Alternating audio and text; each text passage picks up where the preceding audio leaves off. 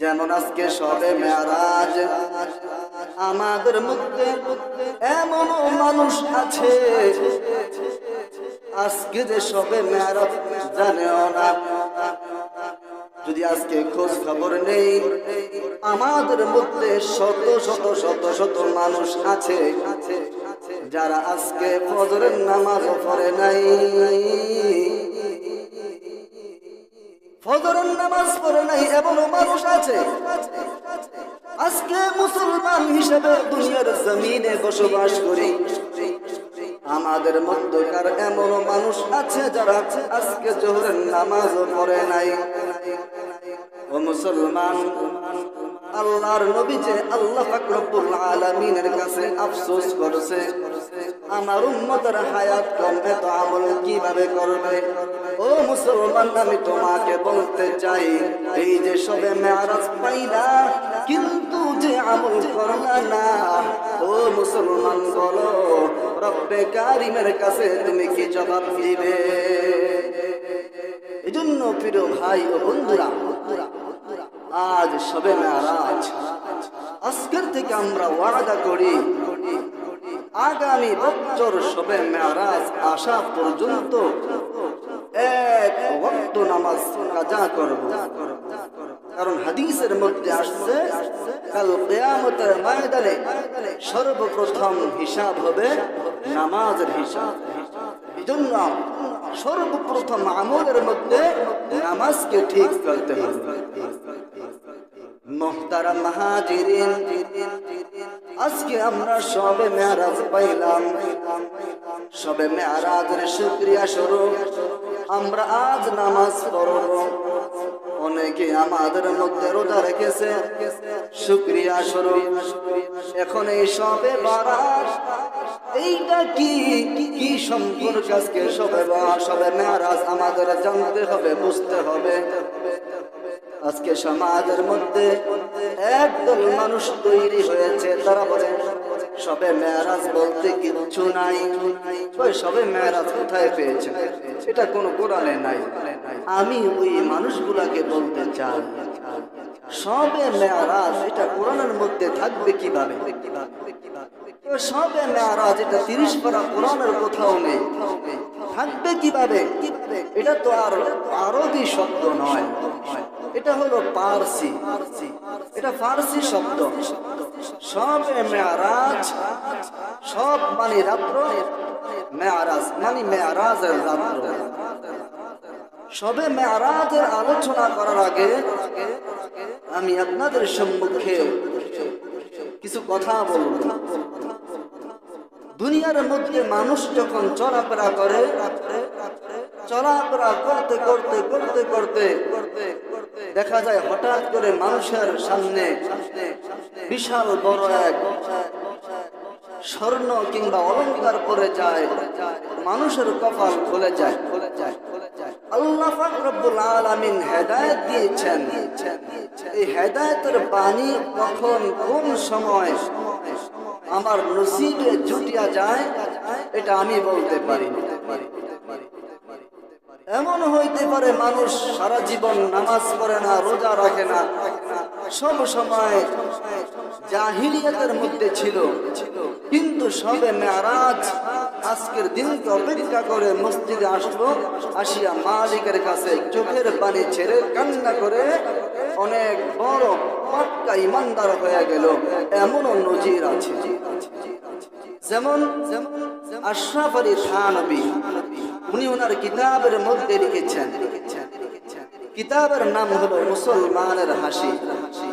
উনি ওনার কিতাবের মধ্যে লিখেছেন, এক আল্লাহর বান্দা, ওনার একটা বদঅভ্যাস, উনি চুরি করে। তো এরকম চুরি করতে করতে করতে করতে একদিন উনি চিন্তা করলো যে আমি যেই চুরি করি, এই চুরি দিয়ে তো আমার সংসার, এই চুরি দিয়ে তো আমার সংসার চলে না, ক্ষুদ্র ক্ষুদ্র। এবার এমন এক বাড়ির মধ্যে চুরি করব যেখানে চুরি করার পর আমার সংসার একেবারে আরামে চলে যাবে। তো নিয়ত করলো এই এলাকার মধ্যে সবচাইতে ধনী কে আছে, তার বাড়িতে চুরি করবো। ওই জামানার মধ্যে বড় একজন বাদশা ছিলেন, ওনার টাকা পয়সার কোনো অভাব নেই। তো আল্লাহর বান্দা এই রাত্রে বেলায় বাদশার বাড়ির দিকে রওনা হইলেন চুরি করার উদ্দেশ্যে। রাতের গভীর যখন চুরি করার জন্য বাদশার দরজার সামনে দাঁড়াইলেন, এমন সময় শুনতে পায় যে বাদশাহ তার রানীর সাথে, তার স্ত্রীর সাথে পরামর্শ করতেছে যে আমি আমার মেয়েটাকে এমন একজন মানুষের কাছে বিবাহ দিব যে এলাকার মধ্যে সবচাইতে বড় বুজুর্গ, যে এলাকার মধ্যে সবচাইতে বড় আল্লাহওয়ালা। বাদশা এবং রানী দুইজনে মিলে পরামর্শ করতেছে। এই কথা চোরে শুনে চুরি করার টেনশন বাদ দিয়ে, চুরি করার চিন্তা বাদ দিয়ে উনি বাড়িতে চলে আসলেন। আসার পর উনি নিয়ত করতেছেন যে আজকের থেকে আমি আর চুরি করব না, আমার বুজুর্গ হতে হবে এবং ওই বাদশার মেয়েকে আমার বিবাহ করতে হবে। যদি বাদশার মেয়েকে বিবাহ করি, বাদশার যত সম্পদ আছে সব সম্পদ আমাকে দিয়ে দিব, আমি হব এলাকার মধ্যে, আমি হব এই দেশের মধ্যে সবচাইতে সম্পদ বলা। মুসলমান বন্ধুরা আমার, যখন এই নিয়ত করে চোর বাড়ির থেকে চলে গেলেন, চোরের বাড়ির পাশে সুন্দর একটা মসজিদ আছে, মসজিদের মধ্যে প্রবেশ করলেন। মসজিদের মধ্যে প্রবেশ করার পর আল্লাহর বান্দা জিকির করতেছেন, লা ইলাহা ইল্লাল্লাহ। আল্লাহর বান্দা জিকির করতেছেন। ওই যে নিয়ত বাদশাহের মেয়েকে বিবাহ করবে, বিবাহ করার উদ্দেশ্যে বাদশাহ বলছে সবচাইতে বড় বুজুর্গের কাছে বাদশার মেয়েকে বিবাহ দিবে। এই জন্য ওই চোরামি ছেড়ে, চুরি অভ্যাসকে ত্যাগ করে মসজিদে ঢুকে আল্লাহ আল্লাহ জিকির করা শুরু করে দিল। একদিন হয়ে গেল, 2 দিন হয়ে গেল, কোনো খাবার নাই, কোনো দুনিয়ার কোনো খোঁজ খবর নাই। 5 ওয়াক্ত নামাজ পড়ে, তাহাজ্জুদ করে। ও মুসলমান, নামাজ পড়তে পড়তে পড়তে পড়তে আল্লাহর বান্দার দিনের হালত পরিবর্তন হয়ে গেছে। আল্লাহর বান্দার দিনের হালত পরিবর্তন হওয়ার পর এবার বাদশা এলাকার মধ্যে সংবাদ ছড়িয়ে দিলেন, হে আমার উজিরেরা, হে আমার ধর্মের লোকেরা, তোমরা এলাকার মধ্যে ছড়িয়ে পড়ো, আমার মেয়েকে বিবাহ দিব এমন একজন পাত্র খুঁজো যে হইল এ এলাকার মধ্যে সবচাইতে বড় আল্লাহওয়ালা। খুঁজতে খুঁজতে এবার বাদশাহের লোকেরা আল্লাহওয়ালা পাত্র খোঁজার জন্য বের হয়ে গেল। খুঁজতে খুঁজতে এলাকার মধ্যে তেমন কোনো পাত্র পায় না বুজুর্গ। এবার হঠাৎ করে সংবাদ পাইল ওই এলাকায় মসজিদের মধ্যে আল্লাহর এক পাগল আছে যে সব সময় মালিকের জিকির করে, 5 ওয়াক্ত নামাজ পড়ে, সব সময় রোজা রাখে। ও মুসলমান, সব সময় সত্য কথা বলে। যখন তার সংবাদ পাইল, বাদশাহ তার কর্মীদেরকে নিয়ে ওই চোরের কাছে গেল, ওই আল্লাহর বান্দার কাছে গেল। মসজিদে যাওয়ার পর আল্লাহর বান্দার সাথে সাক্ষাৎ হয়ে গেল। সাক্ষাৎ হয়ে যাওয়ার পর এবার বলতেছে, আপনারা কারা? বলে, আমরা বাদশাহের লোক। আপনারা কি জন্য আসছেন? বলে, দেখো, আমাদের এলাকার মধ্যে বড় একজন বাদশাহ আছে, তার মেয়ে বিবাহের উপযুক্ত হইল, তার জন্য আমরা পাত্র ঢুকাইতেছি। আল্লাহওয়ালা পাত্র পাইলে বিবাহ দিব। এখন এলাকার মধ্যে আমরা দেখলাম তোমার চাইতে বড় বুজুর্গের কেউ নাই, অতএব তোমার কাছে বাদশাহের মেয়েকে আমরা বিবাহ দিব। চোর ইবাদত করতে করতে করতে করতে চোরের হালত পরিবর্তন হয়ে গেছে। এবার চোর বলতেছে, শোনো, আমি এক সময় চোর ছিলাম, এখন আমি আল্লাহ পাকের পাক্কা বুজুর্গ হয়ে গেছি, এখন আমাকে দুনিয়াদারির সংবাদ দিয়ে লাভ নাই, আমি বিবাহ করতে পারবো না, আমি যতদিন পর্যন্ত মালিককে না পাবো ততদিন পর্যন্ত আমি আমার জীবনটাকে মসজিদে কাটিয়ে দিব। এজন্য মুহতারাম হাজিরিন, ভালোর সাথে সম্পর্ক রাখলে মানুষ ভালো হয়, খারাপের সাথে সম্পর্ক রাখলে মানুষ খারাপ হয়ে যায়। তো প্রিয় ভাই বন্ধুগণ, আজকে শবে মেরাজ, এই শবে মেরাজকে উপেক্ষা করে যদি আমি আর আপনি যদি মনে করি যে না, আমাদের জীবনকে আমাদের আমলকে পরিবর্তন করা দরকার, দুনিয়াতে আর কতদিন বাঁচবো, আমাদের আমলকে পরিবর্তন করা দরকার, মসজিদে যাই, মালিকের কুদরতি কদমে দুইটা সিজদা করি, হইতে পারে আল্লাহ পাক রব্বুল আলামিন আমার কপালকে খুলে দিবেন। ওই চোরের মতো, ওই চোর যেমন মসজিদের সাথে সম্পর্ক রাখার কারণে চোর বড় আল্লাহ বলা হয়ে গেছে, হইতে পারে আপনিও তার মতন এলাকার মধ্যে বড় বুজুর্গ হয়ে যাবেন, হইতে পারে আপনিও জান্নাতের মালিক হয়ে যাবেন। এই জন্য রব্বে কারীম আমাদেরকে হকিয়াতের লাইনে পরিপূর্ণভাবে চলার মতো তৌফিক দান করেন। মুহতারাম হাজিরিন, আজ শবে মেরাজ, এই শবে মেরাজ সম্পর্কে আমি আপনাদের সম্মুখে পবিত্র কালামুল্লাহ শরীফ থেকে সূরাতু বনী ইসরাঈলের একখানা আয়াত কারিমা পাঠ করেছি।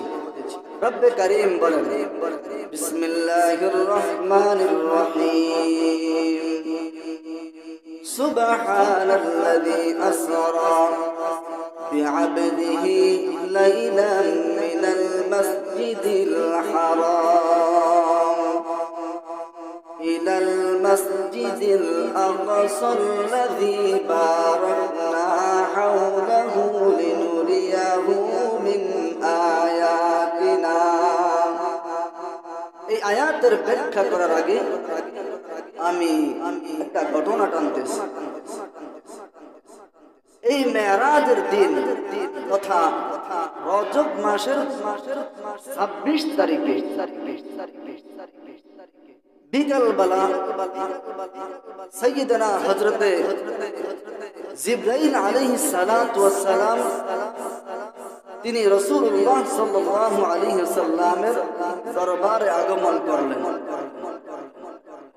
আসিয়া রাসূল সাল্লাল্লাহু আলাইহি ওয়াসাল্লামকে বলতেছেন, ইয়া রাসূলুল্লাহ, মক্কার কাফের লিডাররা তারা আজকে পরামর্শ করেছে, আজকে গভীর রাতে তারা আপনাকে দুনিয়ার জমিন থেকে বিদায় করে দিবে, তারা আপনাকে আজকে গভীর রাতে হত্যা করে ফেলবে। এখন কি করার, আমি কি করব? তখন হযরত জিবরাইল আলাইহিস সালাতু ওয়াস সালাম বললেন, পয়গম্বর, আপনি আজকে রাতে আপনি আপনার স্থান পরিবর্তন করতে হবে, আপনি আপনার এই ঘর থেকে অন্য ঘরে আজকে রাত আপনার যাপন করতে হবে। তো মুহতারাম হাজিরিন, জিবরাইল আলাইহিস সালাতু ওয়াস সালাম এই সংবাদ দেওয়ার পর জিবরাইল আলাইহিস সালাতু ওয়াস সালাম রব্বুল আলামিনের কাছে চলে গেলেন। সাইয়্যিদুনা মুহাম্মদুর রাসূলুল্লাহ সাল্লাল্লাহু আলাইহি ওয়াসাল্লাম যখন রাত্র গভীর হইলেন, তখন তিনি বাড়ি থেকে বের হয়ে তার চাচাতো বোন উম্মে হানি তিনার ঘরে চলে গেলেন। তো সামনে তাকে শুধু বলল যে উম্মে হানির ঘরে যাইতে, কিন্তু সামনের পরিকল্পনা কি এটা একমাত্র রব্বুল আলামিন জানেন, দুনিয়ার কেউ জানেন না। তো এত আত্মীয় স্বজন থাকতে কেন তাকে উম্মে হানির ঘরে যাইতে বললেন? কাফেররা পরামর্শ করেছে রাসূলকে আজকে রাতে হত্যা করে ফেলবে, কিন্তু রাসূলের এত আত্মীয় স্বজন থাকতেও কেন রাসূলকে উম্মে হানির ঘরে থাকার জন্য বললেন? এক নম্বর কারণ হলো উম্মে হানির ঘর থেকে মসজিদুল হারাম হইল কাছে। এজন্য রব্বে কারীম রাসূল আরবি সাল্লাল্লাহু আলাইহি ওয়াসাল্লামকে উম্মে হানির ঘরে অবস্থান করার জন্য বললেন। যাই হোক, রাত্র যখন গভীর হইলেন, রাসূল আরবি সাল্লাল্লাহু আলাইহি ওয়াসাল্লাম তার ঘর থেকে তিনি আস্তে আস্তে উম্মে হানির ঘরে চলে গেলেন। উম্মে হানির ঘরে যাওয়ার পর উনি শুয়ে পড়লেন, ঘুমিয়ে পড়লেন। যখন রাতের 12টা বাজে ঠিক তেমন সময়ে দরজার সামনে নক করতেছে। দরজার আওয়াজ শুনে রাসূল আরবি সাল্লাল্লাহু আলাইহি ওয়াসাল্লামের ঘুম ভেঙে গেল। জিজ্ঞেস করলো, মান আনতা, কে তুমি? তখন জিবরাইল আলাইহিস সালাতু ওয়াস সালাম উত্তর দিলেন, ক্বালা আনা জিবরাইল। জিবরাইল আলাইহিস সালাতু ওয়াস সালাম উত্তর দিলেন, আসসালাতু ওয়াসসালামু আলাইকা ইয়া রাসূলুল্লাহ, আনা জিবরাইল। হে মুহাম্মদ সাল্লাল্লাহু আলাইহি ওয়াসাল্লাম, আমি জিবরাইল। আপনি একটু বাহিরে আসেন, আপনার সাথে আমার কিছু জরুরি কথা আছে। সরদারে তো আলম নবী দরজা খুললেন, খুলিয়া জিবরাইল আলাইহিস সালাতু ওয়াস সালাম তাকে এক সাইডে নিয়ে গেলেন। রাত্রে তখন 12টা বাজে। তখন বললেন, হে পয়গম্বর, আপনি আমাকে অনুসরণ করেন, অর্থাৎ আমি যেদিকে যাই আপনি আমার পিছনে পিছনে আসেন। কারণ সামনের পরিকল্পনা এটা নবীও জানে না, কেউ জানে না। যখন জিবরাইল আলাইহিস সালাতু ওয়াস সালাম অনুসরণ করে, জিবরাইল আলাইহিস সালাতু ওয়াস সালাম নবীকে মসজিদুল হারামে নিয়ে গেলেন। মসজিদুল হারামের সাইডে একটা জায়গা আছে, মোটামুটি হাফ দেওয়াল করা একটা জায়গা আছে, হাতিমে কাবা। জায়গার নাম কি? হাতিমে কাবা। ওই জায়গার কাছে নিয়ে গেলেন। নিয়ে যাওয়ার পর রাসূল আরবি সাল্লাল্লাহু আলাইহি ওয়াসাল্লাম ওই অবস্থা দেখে একটু অবাক হয়ে গেলেন। কি আশ্চর্য, এত গভীর রাত, এখানে মানুষ দেখা যায়, আবার একটা পাত্র দেখা যায়, আবার একটা বাহন দেখা যায়, একটা জীব দেখা যায়। কারণ কি? আগের থেকে সব প্রস্তুত। দেখতেছেন পাশে একটা স্বর্ণের দস্তরি, স্বর্ণের দস্তরি, আর দেখতে পাইলেন পাশে একটা বাহন। যাই হোক, হযরতে জিবরাইল আলাইহিস সালাতু ওয়াস সালাম নবীকে বললেন, পয়গম্বর, আপনি এরকম ভাবে চিৎ করে শুয়ে ফেলেন। তো সরদার তো আলম নবী জিবরাইল আলাইহিস সালাতু ওয়াস সালামের কথা অনুযায়ী দেরি করেন নাই, এরকম ভাবে শুয়ে পড়লেন। শুয়ে পড়ার পরে জিবরাইল আলাইহিস সালাতু ওয়াস সালাম তিনার শাহাদাত আঙ্গুল দ্বারা রাসূল আরবি সাল্লাল্লাহু আলাইহি ওয়াসাল্লামের গলা থেকে নিয়ে নাভি পর্যন্ত একটা টান দিলেন। হাত দিয়ে, কোনো ছুরি না, কি দিয়ে? হাত দিয়ে এখান থেকে একটা টান দিয়ে নাভি পর্যন্ত নিলেন। নেওয়ার পরের সাথে সাথেই বুকটা দুখণ্ড হয়ে গেল, এভাবে হাত হয়ে গেলেন। এটাকে বলা হয় ওপেন সার্জারি। জিবরাইল আলাইহিস সালাম এটা করার পর উনি ওনার ডান হাতকে রাসূল সাল্লাল্লাহু আলাইহি ওয়াসাল্লামের বুকের মধ্যে ঢুকিয়ে দিয়ে তার যেই হাত আছে হাতটাকে বের করে নিয়ে আসলেন। বের করে আনিয়া হাদিসের মধ্যে লেখেন, জমজমের পানি দিয়ে ওটাকে সুন্দর করে ধুইছেন। ধুইয়া আবার তিনার জায়গা মতো এটাকে ফিট করলেন। ফিট করিয়া দুই পাশ থেকে এরকম ভাবে চাপ দিয়া এটাকে সমান করে দিলেন। সমান করে দেওয়ার পর এবার জিবরাইল আলাইহিস সালাতু ওয়াস সালাম বললেন, পয়গম্বর, আপনার কাম শেষ, আপনি এবার উঠে দাঁড়াইতে পারেন। তো পয়গম্বর উঠে দাঁড়াইলেন, পরিপূর্ণ সুস্থ মানুষ। ওনাকে যে বুক ছিদ্র করছে, বুক যে ফাড়ছে, উনি বলেন আমার কোনো কষ্ট হয় না, আমি এটা বলতেই পারি। যাই হোক, এটা করার পর যখন তার পবিত্র হইল, এবার এবার জিবরাইল আলাইহিস সালাতু ওয়াস সালাম বলেন, পয়গম্বর আপনি বুরাকের উপরে ওঠেন। পাশে ছিল বোরাক, বোরাক তার গায়ের রং ছিল দুধের চেয়েও সাদা এবং গাদার চেয়ে একটু বাইটটা খচ্চর চাইতে একটু উঁচা। যাই হোক, যখন পয়গম্বর আলাইহিস সালাতু ওয়াস সালাম তার পিঠে ওঠন ধরছিল, তখনই বোরাক এভাবে একটা কাঁপান দিলেন, পয়গম্বরকে তার পিঠে নিবেন না। তখন জিবরাইল আলাইহিস সালাতু ওয়াস সালাম বললেন, হে বোরাক, তুমি তাকে চিনো না? সে হলো সাইয়্যিদুল মুরসালিন, সমস্ত নবীদের সরদার, আর তুমি তার সাথে বেয়াদবি করো। তখন আল্লাহ পাক রব্বুল আলামিন বুরাকের জবান খুলে দিলেন। বুরাক বলতেছেন, হে সাইয়্যিদুল মালাইকা, ইয়া সাইয়্যিদুল মালাইকা, হে ফেরেশতাদের সরদার, ভালো করে শুনে নাও, এই পয়গম্বরকে আমি চিনি, উনি কে তার পরিচয় আমাকে দেওয়া লাগবে না। আমি তার সাথে বেয়াদবি করার উদ্দেশ্যে এই কাজটা করি নাই। আমি এই কাজটা এই জন্য করেছি, কারণ হলো আমি জানি রব্বে কারীমে মুহাম্মদ সাল্লাল্লাহু আলাইহি ওয়াসাল্লামের উপর কোরআনকে নাযিল করেছে। যে কোরআনকে কোনো পাহাড় নিতে রাজি হয় না, পর্বত নিতে রাজি হয় না, এই কোরআনের মতো ভারী, কোরআনের মতো একটা দামি জিনিসকে মুহাম্মদকে আল্লাহ পাক রব্বুল আলামিন দান করেছেন। আমি ভয় পেয়ে গেলাম, হায় মুহাম্মদ যদি আমার পিঠের উপরে ওঠে, না জানি আমি দুরাশায় হয়ে যাই। এই জন্য আমি একটু ভয় পেয়েছিলাম। তো সরদার তো আলম নবী বুরাকে চড়লেন। বুরাকে চড়ার পর এবার বুরাক রওনা দিলেন।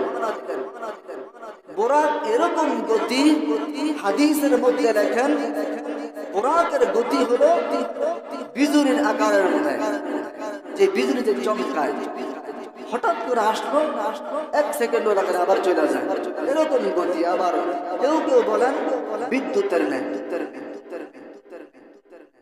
তো মুহাম্মদ সাল্লাল্লাহু আলাইহি ওয়াসাল্লাম যখন বুরাকের উপর উঠলেন, বুরাকটাকে মসজিদুল হারাম থেকে মসজিদুল আকসার দিকে নিয়ে গেলেন, বাইতুল মাকদাস, যেটা কোরআনের মধ্যে বলেছেন, সুবহানাল্লাযী আসরা বিআবদিহি লাইলাম মিনাল মাসজিদিল হারাম। সুবহানাল্লাহ, ওই বরকতময় সত্তা, ওই পবিত্র সত্তা, আল্লাযী আসরা বিআবদিহি, যিনি তার প্রিয় বান্দাকে ভ্রমণ করিয়েছেন। কোন পর্যন্ত? রব্বে কারীম বলেন, মিনাল মসজিদিল হারামি ইলাল মসজিদিল আকসা, মসজিদুল হারাম থেকে নিয়ে মসজিদুল আকসা পর্যন্ত রাসূল আরবি সাল্লাল্লাহু আলাইহি ওয়াসাল্লামকে সয়র করেছেন, ভ্রমণ করেছেন। কেন ভ্রমণ করেছেন? কোরআনের মধ্যে বলেন, লিনুরিয়াহু মিন আয়াতিনা, সুবহানাল্লাযী আসরা বিআবদিহি লাইলাম মিনাল মাসজিদিল হারাম ইলাল মাসজিদিল আকসাল্লাযী বারাকনা হাওলাহু। যে জায়গায় ভ্রমণ করিয়েছেন মসজিদুল আকসা, মসজিদুল বাইতুল মাকদাস, আল্লাহ বলেন এই বাইতুল মাকদাসের আশপাশের জায়গাটা আমি আল্লাহ পাক রব্বুল আলামিন রহমত দ্বারা ভরপুর করে রেখেছি। বাইতুল মাকদাসের আশপাশের যে জায়গাটুকু আছে, এই সম্পূর্ণ জায়গার মধ্যে রব্বে কারীমের রহমত। লিনুরিয়াহু মিন আয়াতিনা, আমি মসজিদুল হারাম থেকে রাসূল আরবি সাল্লাল্লাহু আলাইহি ওয়াসাল্লামকে বাইতুল মাকদাসের দিকে নিয়ে গেলাম। কি জন্য? বলেন নিদর্শনা স্বরূপ আমি আল্লাহ পাক রব্বুল আলামিন এই রাতের বেলা আমি আল্লাহ পাকের কুদরত দেখাইবার জন্য কুদরতের নিদর্শন দেখার জন্য আমি আল্লাহ পাক রব্বুল আলামিন আমার বন্ধু মুহাম্মদকে মসজিদুল হারাম থেকে মসজিদুল আকসার দিকে নিয়ে গেলাম। মসজিদুল আকসার দিকে নিয়ে যাওয়ার পর ওখানে যাওয়ার পর রাসূলুল্লাহ সাল্লাল্লাহু আলাইহি ওয়াসাল্লাম অবাক হয়ে গেলেন। ওখানেও দেখতে পাইলেন পূর্ণ প্রস্তুতি। ওখানে যাওয়ার পর দেখতে পাইলেন সমস্ত মানুষ, অনেক মানুষ সবাই নামাজের কাতারবদ্ধ হয়ে আছে। কি ব্যাপার? জিবরাইল আলাইহিস সালাতু ওয়াস সালামকে প্রশ্ন করলেন, বন্ধু জিবরাইল, ইয়া আখি জিবরাইল, ও জিবরাইল, এরা কারা? আমি মসজিদুল আকসার মধ্যে প্রবেশ করলাম, কিন্তু এত রাত্রে তো মানুষ হওয়ার তো কথা না, কিন্তু এরা কারা? আল্লাহর হাবিবকে জিবরাইল আলাইহিস সালাতু ওয়াস সালাম জানা দিলেন, ও ভাই আমার, এরা হইলেন আপনার আগের যে সমস্ত নবীরা ছিল, এরা হইলেন তারা সমস্ত আম্বিয়া আলাইহিস সালাতু ওয়াস সালাম। আপনার আগমনের কথা আল্লাহ পাক রব্বুল আলামিন এদেরকে জানিয়ে দিলেন। জানাইয়া বললেন, ও নবীরা, যাও যাও, তোমরা সবাই মসজিদুল আকসার দিকে চলে যাও, তোমরা সবাই বাইতুল মাকদাসের মধ্যে চলে যাও। আমার বন্ধু ওই মসজিদে আসবে, আমার বন্ধু 2 রাকাত নামাজ পড়াইবে, আমার বন্ধু থাকবে ইমাম, আর তোমরা সমস্ত নবীরা থাকবা তার মুক্তাদি। নবী ইমাম আর সমস্ত নবীরা কি? মুসল্লি। ইমাম হইলেন আমাদের নবী, আর যত নবী ছিলেন ওনার আগে সবাই হলেন কি? মুসল্লি। এই জন্যই তো বলেন যে আমাদের নবী সমস্ত নবীদেরও নবী, সমস্ত নবীদের ইমাম। আমাদের নবী কি? সমস্ত নবীদের ইমাম। জিবরাইল আলাইহিস সালাতু ওয়াস সালাম বললেন, ও পয়গম্বর, যান 2 রাকাত নামাজ পড়ান। এখান থেকে আমাদের একটা শিক্ষা, আমরা যে ধরেন কথার কথা, এখান থেকে আমরা দূরে কোথায় যাব? দূরে কোথাও যাব, ধরেন এখান থেকে আমরা সৌদি যাব, আমরা কি করি? যাতে আমাদের পথটা নিরাপদ হয়, এই জন্য আমরা 2 রাকাত নামাজ পড়া তারপরে রওনা দিই। রাসূল আমাদেরকে এটাই শিক্ষা দিয়েছেন। রাসূল আমাদেরকে এটাই শিক্ষা দিয়েছেন যে তোমরা যখন কোথাও সফরে যাও 2 রাকাত নামাজ পড়ে আল্লাহর কাছে দোয়া করো, আল্লাহ নিরাপদ করবেন। কারণ এই যে বাইতুল মাকদাস থেকে যে আসমানে সফরটা করবেন, সিদরাতুল মুনতাহা, এই সফরটা হলো শূন্যের সফর, এটা খুব কঠিন সফর। এজন্য জিবরাইল আলাইহিস সালাতু ওয়াস সালাম বললেন, হাবিব, আপনি ইমামতি করেন। সরদার তো আলম নবী, সাইয়্যিদুল আম্বিয়া নবী ইমামতের মুসল্লায় দাঁড়ায় গেলেন, নামাজ পড়াইলেন। নামাজ পড়ানোর পর নামাজ শেষ করে আল্লাহ রাসূল বলে, আমি বের হইলাম। বের হওয়ার পর হযরত জিবরাইল আলাইহিস সালাতু ওয়াস সালাম আমার সামনে 2টা পাত্র আনলেন। কয়টা পাত্র? 2টা পাত্র, 2টা গ্লাস। 2টা গ্লাস। একটা গ্লাসের মধ্যে হলো, একটু খেয়াল করেন, একটা গ্লাসের মধ্যে হলো দুধ, লাবান। কি লাবান? আরবিতে বলে লাবান। একটা গ্লাসের মধ্যে দুধ, আরেকটা গ্লাসের মধ্যে হলো মদ। এক গ্লাসের মধ্যে দুধ, আরেক গ্লাসের মধ্যে মদ। জিবরাইল আলাইহিস সালাতু ওয়াস সালাম এভাবে ধরে রাখলেন। আল্লাহ রাসূল দেখলেন, দেখিয়া দুধের পেয়ালাটা টান দিয়ে নিয়ে পান করলেন। কোনটা নিছেন? দুধ নিছেন, নিয়ে দুধটা পান করলেন। আল্লাহ রাব্বুল আলামিনের ফেরেশতা জিবরাইল আলাইহিস সালাতু ওয়াস সালাম বলেন, ও পয়গম্বর, আপনাকে রব্বুল আলামিন সঠিকটা নেওয়ার তৌফিক দান করেছেন। এই জন্য রব্বে কারীমের দরবারে শুকরিয়া আদায় করি। আপনাকে রব্বে কারীম সঠিকটা নেওয়ার তৌফিক দান করেছেন। যদি আপনি দুধ না নিয়ে মদ নিতেন, দুধ না নিয়ে মদ নিতেন, তাহলে আপনার যত উম্মত আছে সব উম্মত মদভ্রষ্ট হয়ে যেত। যদি দুধ না নিয়ে মদ নিতেন তাহলে কি আপনার সমস্ত উম্মতরা পথভ্রষ্ট হইয়া জাহান্নামী হয়ে যেত। কি নিয়েছেন? দুধ নিয়েছেন। এই জন্য হাদিসের মধ্যে আসছে সালাসাতুন قد حرم الله عليهم الجنة।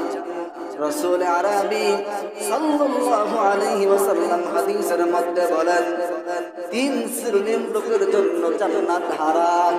কয় শ্রেণীর লোক? তিন শ্রেণীর লোক। সরদার আলম নবী হাদিসের মধ্যে বলেন, তিন প্রকার মানুষের জন্য জান্নাত হারাম। এর মধ্যে তিন শ্রেণীর লোকের মধ্যে এক নম্বর বলছেন, যারা মদ পান করে। যারা মদ পান করে তাদের জন্য জান্নাত হারাম। যারা সর্বদা মদ পান করে তাদের জন্য জান্নাত হারাম। দুই নম্বর হলো যারা পিতা মাতার অবাধ্য, তাদের জন্য জান্নাত কি হারাম। তিন নম্বর হলো দায়ুস। দায়ুস মানে আমাদের পরিবারের মধ্যে গুনাহের কাজ হতে দেখো, গুনাহের কাজ হতে দেখো কি করে? ডাক দেয় না, পরিবারকে গুনাহ থেকে বিরত রাখে না। আল্লাহ রাসূল বলেন এরাও জাহান্নামী। এরাও কি? এরাও জাহান্নামী। যাই হোক, আল্লাহ রাসূল সাল্লাল্লাহু আলাইহি ওয়াসাল্লাম দুধকে গ্রহণ করলেন, দুধ পান করলেন। পান করার পর একটা যানবাহন মসজিদুল আকসার পাশে উপস্থিত। ওটার নাম হলো রফরফ। কি নাম? রফরফ। রফরফ করে আল্লাহ রাসূল সাল্লাল্লাহু আলাইহি ওয়াসাল্লাম জিবরাইল আলাইহিস সালাম প্রথম আসমানে নিয়ে গেলেন। প্রথম আসমানে নিয়ে যাওয়ার পর এবার প্রথম আসমানের ফেরেশতার কাছে অনুমতি চাইতেছেন। আসমানের দরজা খোলো। কত বড় ফেরেশতা! সাইয়্যিদুল মালায়েকা, সমস্ত ফেরেশতার লিডার হযরতে জিবরাইল আলাইহিস সালাম। উনি চাইলে অনুমতি ছাড়াও ঢুকতে পারে। উনি বড়, ওনার সাথেও এমন একজন মানুষ যার স্থান আল্লাহর পরে। যার স্থান কার পরে? আল্লাহর পরে যার স্থান। এত বড় মানুষ নিয়েও ফেরেশতাদের কাছে কি চাইতেছে? অনুমতি চাইতেছে যে দরজা খোলো। এর দ্বারা বোঝা যায় যে আমি যতই বড়ই হই না কেন, আমি যত বড়ই হই, যখন আমি অন্য কারো ঘরের মধ্যে ঢুকবো আগে সালাম দিব। সালাম দিয়ে ঢোকার অনুমতি চাইব, ঢুকতে পারি, আসতে পারি। যদি অনুমতি দেয় তাহলে আমি ঢুকবো, অনুমতি না দিলে আমার ঢোকার কোনো সুযোগ নেই। এটা ভদ্রতা, এটা আদব। এটা কি? ভদ্রতা। আর যারা সালাম কালাম ছাড়াই, অনুমতি ছাড়াই ঢুকে যায়, এটা হলো অভদ্রতা। জিবরাইল আলাইহিস সালাম কত বড় নেতা, কত বড় ফেরেশতা, তার সাথে সাইয়্যিদুল মুরসালিন হযরত মুহাম্মদুর রাসূলুল্লাহ সাল্লাল্লাহু আলাইহি ওয়াসাল্লাম, তিনি তো কত বড়, তার কোনো সীমানা নাই। অনুমতি চাইতেছেন, বলে তুমি কে? আনা জিবরাইল, আমি জিবরাইল। তোমার সাথে লোককে? তোমার সাথে? তখন জিবরাইল আলাইহিস সালাম বলতেছেন মুহাম্মাদুর রাসূলুল্লাহ সাল্লাল্লাহু আলাইহি ওয়াসাল্লাম, তিনি তো আল্লাহ পাকের রাসূল হযরত মুহাম্মাদুর রাসূলুল্লাহ সাল্লাল্লাহু আলাইহি ওয়াসাল্লাম। দেখেন আবার কি বলে, তো তাকে যে আনছেন আল্লাহ পাকের পরামর্শ নিয়ে আনছেন, আল্লাহ পাকের হুকুমে আনছেন নাকি হুকুম ছাড়া আনছেন? আল্লাহ পাকের হুকুমে আনছেন নাকি হুকুম ছাড়া আনছেন? জিবরাইল আলাইহিস সালাম উত্তর দেয়, হ্যাঁ, আল্লাহ পাকের হুকুমেই তাকে এনেছি। পয়গম্বর আলাইহিস সালাম বলেন, এই কথা বলার পর আমাদের জন্য প্রথম আসমানের দরজা খুলে দিলেন। চিৎকার করে বলেন সুবহানাল্লাহ। প্রথম আসমানের দরজা খোলার পর প্রথম আসমানে যেই ফেরেশতা আছেন ওই ফেরেশতার নাম হলো ইসমাঈল। কি নাম? ওই ফেরেশতার নাম হলো ইসমাঈল। সরদার তো আলম নবী বলেন, দরজা খোলার পর আমি এবার আসমানের উপর উঠলাম।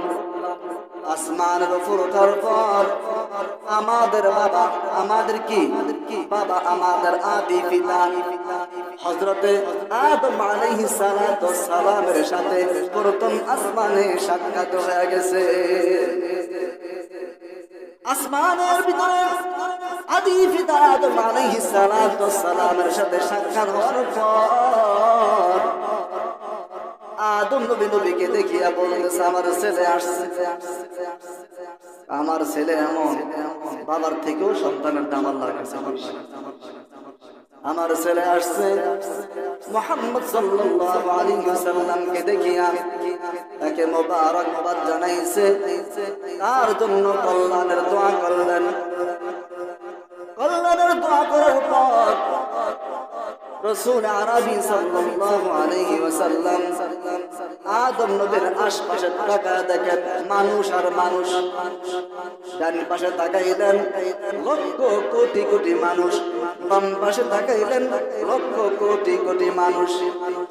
এবার জিবরাইল আলাইহিস সালাতু ওয়াস সালামকে জিজ্ঞাসা করলেন, ও জিবরাইল, উনি কে? নবী তো চিনে না। কে আদম নবী? নবী চিনেনি, নবী চিনে না। ও জিবরাইল ভাই, উনি কে?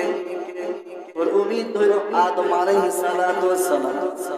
আচ্ছা, ওনার ডান পাশের লোকগুলা কারা? ওনার বাম পাশের লোকগুলা কারা? জিবরাইল আলাইহিস সালাতু ওয়াস সালাম বলেন, ও ভাই মুহাম্মদ, আদম আলাইহিস সালাতু ওয়াস সালামের ডান পাশের যে লোকগুলো আছে এরা সবাই হলো জান্নাতি।